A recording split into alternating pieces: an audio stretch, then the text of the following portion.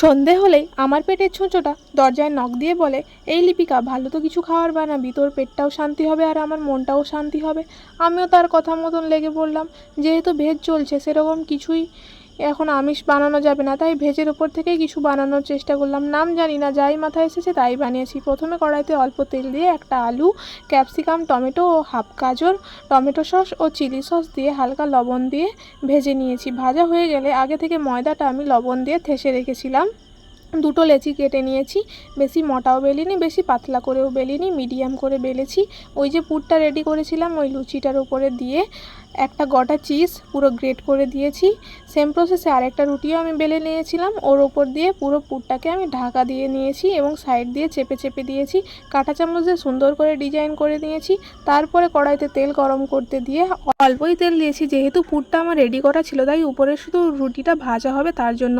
এপাশ ওপাশ করে লাল লাল করে মুচমুচে করে যতক্ষণ না ভাজা হয়, কেউ হাল ছেড়ো না। লাল লাল করে মুচমুচে ভাজা হয়ে গেলে নামিয়ে নিয়েছি। একটু ঠান্ডা করে নেওয়ার পর আমি কেটে দেখছিলাম যে চিজটা গলে গিয়েছে নাকি। একদম পারফেক্টভাবে চিজটা গলে গিয়ে, আমি নিরামিষভাবে বানিয়েছি, তোমরা পেঁয়াজ মাংস ব্যবহার করে বানিয়ে অবশ্যই খেয়ে দেখতে পারো, খুব ভালো লাগবে।